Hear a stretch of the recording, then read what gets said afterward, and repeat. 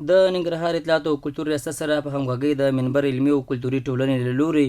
د نوي نړیوال نظم په درشل کې د افغانستان او سیمې هیوادونو وزن راتلونکي تر سرلیک لاندې علمي سیمینار وړاندې شو. د منبر علمي او کلتوري ټولنې مشر وایي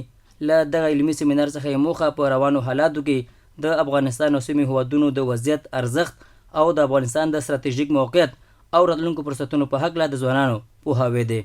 د دې سیمینار موخه خو همدا ده چې موږ خپل د افغانستان په وضعیت باندې د دې سیمې په وضعیت باندې ځوانان پوه کړي او ځوانانو اکثریت ګډونوالي هم ځوانان دي. د پوهنتون یو تن استاد وایي د دې ډول سیمینارونو له لارې ځوانان کولی شي ځان د نړیوال نظم په هنداره کې وویني او خپلې نیمګړتیاوې اصلاح کړي تر څو له نړیوالو سره سیل شي.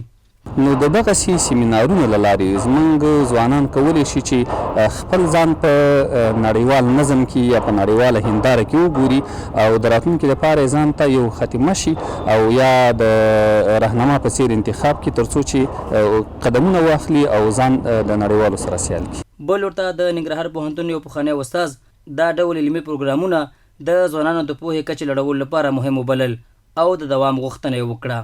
چې دغه سیمینارونه ډیر شي نه یوازې په داسې موضوعاتو په مختلفو موضوعاتو باندې څنګه کولی شو چې موږ د خپل ملک هغه ظرفیت او استعداد دومره لوړ کړی شو چې موږ د دنیا او د نړیوالو یا د سیمو سیاستونو کې وارد واوسو. د سیمینار د ګډونوالو په وینا د دا ډول علمي سیمینارونو له لارې ځوانان کولی شي خپله پوهه ورته لوړه کړي او د هیواد په راتلونکي کې فعال رول ولوبوي.